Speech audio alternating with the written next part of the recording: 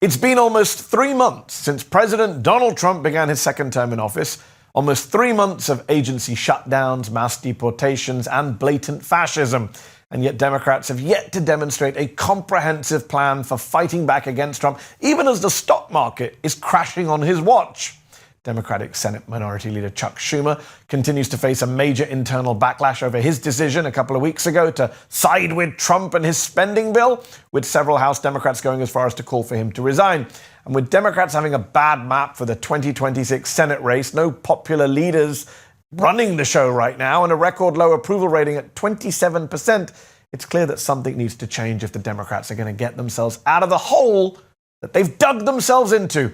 There is one bright spot on the horizon. They just won a major Supreme Court race in Wisconsin and pushed back against Elon Musk's money. So joining me now to discuss all of this and more is Wisconsin Congressman Mark Pocan. Congressman Pocan, thank you for joining me on the show. I got to ask before we go any further, I do want to talk a lot about the politics of this moment, but just on the economics of it, we're beginning this week with more bloodletting in the markets. This is a Republican president who apparently cares about stock markets and prices. What do you make of what's going on? Donald Trump has no clue what he's doing, right? He spent the weekend golfing when he should have been dealing with an economic crisis that he created through just having across-the-board tariffs without really a plan or a rhyme or reason. So, there's a lot of reason to be nervous going back into Washington. And I think you're even maybe going to have a Republican or two express some nervousness as well, because this is I won't use the word on TV, but a show. So there is this moment where Trump is starting to look vulnerable, weak, dare we say, especially on the economy. Just a few weeks ago, you had this spending bill that went through, where Chuck Schumer and a bunch of Senate Democrats joined with Republicans. They said to keep government open, but a lot of Democratic House members, including yourself, were very upset that they joined with the Republicans. Is the Democratic Party up for this moment? Right, we're in a very, very dark moment in American history. Is your party up for it? Yeah, I think part of the thing, and we don't have a leader, that one person that can speak for the party. You have it when you had a president. We were spoiled with that for 4 years, or a vice president. But right now, is it Hakeem Jeffries? Is it Chuck Schumer? Is it a governor? Is it Cory Booker? Is it Bernie Sanders or AOC? Is it any of us who are going around the country doing town halls in Republican districts? Or is it kind of all of us? And, it is a bit difficult to have that one person speaking for the Democratic Party. And because of that, I think it looks sloppier than it should. All I know is that moment in the Senate, people want us to fight. People are pissed. They're concerned. They're nervous. I am pissed and I am concerned and I am nervous. And they want to know that we share the exact same feelings they have, and they want us to fight. And if we're not doing that, we're really not rising to the moment. So part of our problem is we just don't have a singular point person. And because of it, it can look more chaotic than I actually think it is. I mean, the singular point person in the Senate is Chuck Schumer. Do you think he's the right person to be leading the Democrats in the Senate right now? Yeah, that's for the Senate to figure out. I was really glad that Cory Booker did what he did last week, and I hope other senators realize that any of us should just go ahead and do things. I mean, I didn't wait and ask for permission to go into neighboring Republican districts and do town halls. And yet, because of it, now I've got 20 or 30 members doing the exact same thing, which is where we should do. Take the fight right to them where they're unwilling to talk to their constituents. I just think it's on all of us to do this right now. So again, I thought Cory Booker did something that was really needed to show that there was a fight in the Senate. And I think, watching Bernie Sanders go around the country, watching all the members go into other districts, this is what we need to do. On that note, you have Congresswoman Alexandria Ocasio-Cortez joining Senator Bernie Sanders for this Fight the Oligarchy tour, where the two of them have been drawing massive crowds even bigger than the ones in Senator Sanders' presidential campaign rallies. People are now speculating whether AOC is being primed to become the new Bernie, someone who can connect with the working class, can lead rallies, has energy. Is that someone you think the party should be rallying around, an AOC-type figure? Liking this video? Then don't just watch. Hit like, share, and subscribe. And tap the bell so you never miss a video or live show. But if you want early access to exclusive content, then you have to head to Zateo.com and subscribe now. You'll be supporting fearless, independent journalism. Yeah, well, I think a lot of people who are out speaking out are doing that right now. AOC is a great communicator. I think actually one of the best within the party. And I'm glad she's doing what she's doing. But, every member that goes into a swing Republican district is doing the work we need to right now. I mean, those big rallies get the national attention, but honestly, going into a district where someone won, if you won by less than 10 points after Wisconsin's election on Tuesday, you got to decide one of two things. Either one, you're going to start figuring out a way to listen to your constituents instead of hiding in your basement, not doing town halls, or two, you're going to get a discount card at Costco so you can buy Depends by the carton, because it's one or two options you got. I think just any push that we do right now that exposes the Republican hypocrisy for not standing up to Donald Trump and Elon Musk is what's necessary. And those big rallies help in getting some press. But I think the ones, when I go to a community of 4,500 people like Viroqua, Wisconsin, in the 3rd Congressional District, and 300 to 400 people show up out of that town, that's sending a message, right? That's saying that they're upset their member of Congress isn't listening to them. And that's what the Wisconsin election was. People aren't listening to them. So they came out in record numbers, almost at mid-level congressional election numbers for a nonpartisan April primary. That's saying something. The people are leading. Now we just need the leaders to follow. And you mentioned the Wisconsin race. It's your state. Let's talk about some good news there. Elon Musk spent over $20 million in your state in that Wisconsin state Supreme Court race. His candidate, the conservative candidate, lost by double digits. What happened in Wisconsin, Congressman?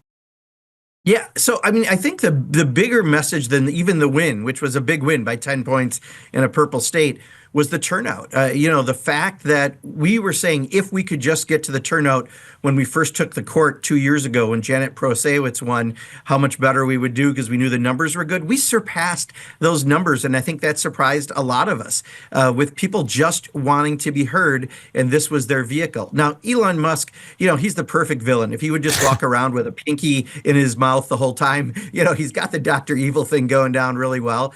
People don't like him and didn't like him trying to buy an election, an outsider coming into Wisconsin like that. Then he was giving away the $1 million checks and all the rest. That certainly didn't help. But at the end of the day, this was people saying, I don't like what's going on right now with the Trump-Musk agenda. And my only way to express that is to get out and vote on this April normally sleepy election and vote for a Supreme Court race and a state superintendent of schools race that if they were probably in the line next to them at a grocery store, they may not know who they are standing next to. But this was a resounding voice out against the Donald Trump and Musk agenda. And there was some more positive news for small d democracy over the weekend. Tens of thousands of people took to the streets across the nation, telling Elon Musk to get his hands off the government. In many cases, also pushing back against the ongoing genocide in Gaza. Can Democrats ride this popular wave? Or do Democrats, elected Democrats, the party apparatus, does it need to get out of the way and leave this organic? What do you think? Yeah, a lot of this is organic. I know it's a bumper sticker I used to have for my campaign, but I believe it. If the people lead, eventually the leaders will follow. The people are leading. We saw that in election results in Florida and Wisconsin. We're seeing that at these rallies across the country. So let's actually harness that energy, because the one thing we can do is help provide a more organized way to have it focused. And right now, my biggest goal is to stop the cuts in order to do this tax cut for the wealthiest. I don't want to see healthcare and long-term care through Medicaid cut. I don't want to see food assistance, the number one program keeping kids out of poverty, cut. I don't want to see education funding cut.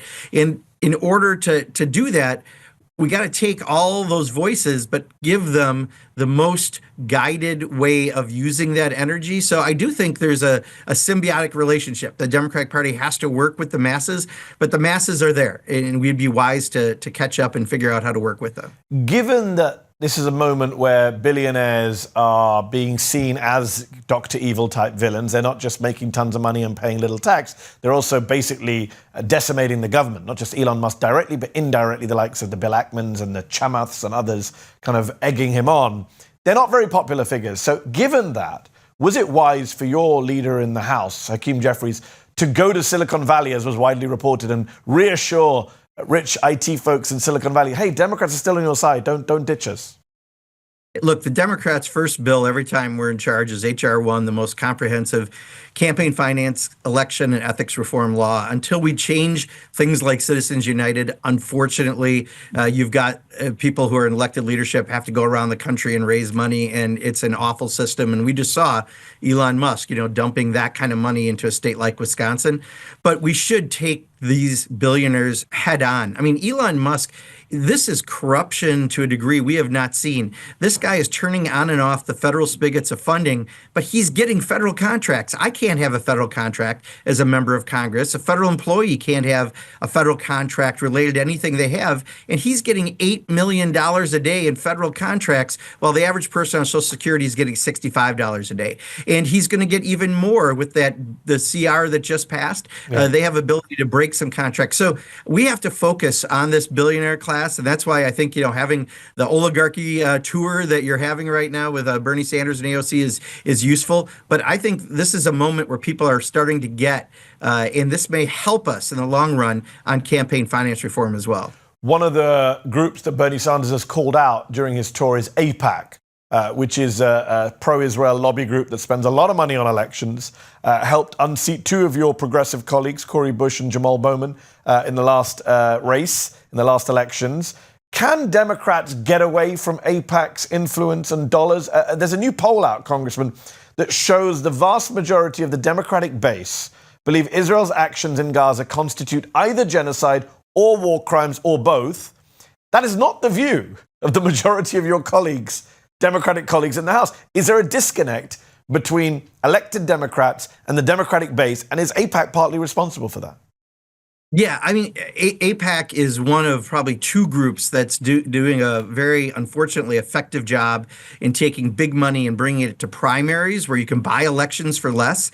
And, it's really distorting the process. They tried in my district. They called a mayor in my district, asked the person if I could be beat. They said no. They asked if they had run against me. They said no. And then they called me up. So I'm ready for whatever's going to happen because this is the way they operate. But it's them and, quite honestly, some crypto money that it's just big dollars coming into primaries. And when you can spend $4 million, for example, in Michigan against an Andy Levin, someone who is himself Jewish but has values and believes in human rights, that just shows, in a general election, it could be 20 million. But in a primary, you can start to buy these pretty cheaply. We need to stand up against that outside money. And since we can't do it legislatively right now because Republicans are in charge, we need to make their money toxic. That if you're getting money from them, you should maybe consider voting against the folks that are taking this big money in these races. And I think we all need to work together to make sure that they don't just come in and buy elections. By elections and by policy, in the sense that the American government is doing some crazy shit on its behalf. Yes. Bassem Youssef, Zetero contributor, said in a recent podcast of ours that he moved to this country because he lived in Egypt where he couldn't criticize his own government. And now he moves to the US, he's being told he can't criticize a foreign government, right? We have this insane situation where students, green card holders, H-1B visa holders are being deported not because they criticize the American government, but because they criticize the Israeli government or because they're opposed to what Israel is doing. That is an insane situation, is it not? Shouldn't Democrats be doing more to call out not just the actual deportations, but the logic behind them, that you shouldn't be able to criticize Israel, that, the IHRA definition of anti-Semitism now means that you can't say that Israel was a racist endeavor? Yeah, no, we've got more and more people actually doing that, which is good, right? And that's part of what we need right now at this moment. I had a Republican on the floor say to me, I hope you guys are going to do something about that woman at Tufts who is taken away. I'm like, we're doing something. Why don't you do something? You're the voice that we actually need to stand up. And they're just afraid, unfortunately, of Donald Trump and Elon Musk. But for us, we do need to make sure that we're speaking out against this. And I noticed the letters that we're now doing around this are getting more and more members, and that's a positive thing. So we just need the Republicans, someone to channel their inner, I never thought I'd say this, but Liz Cheney or Adam Kinzinger to, try to do something right. Right now, we just don't have that in the Republican Party in the House of Representatives anyway. Congressman Mark Pocan, we'll have to leave it there. Thank you so much for your time.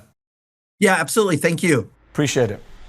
Did you like this video? Don't forget to subscribe to this YouTube channel and turn on notifications. For exclusive content and to support our independent, unfiltered journalism, head over to zeteo.com. Your support matters.